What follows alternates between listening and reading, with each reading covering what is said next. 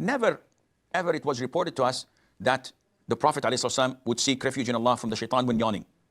Simply because the Prophet ﷺ never yawned. And this is one of the things that scholars say, that the Prophet ﷺ's special treats of his.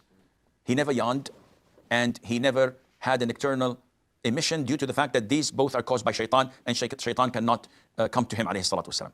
So the most authentic opinion is that you say nothing, because if there was something to be said, the Prophet would have ordered us to say it, and Allah Azza wa Jal knows best.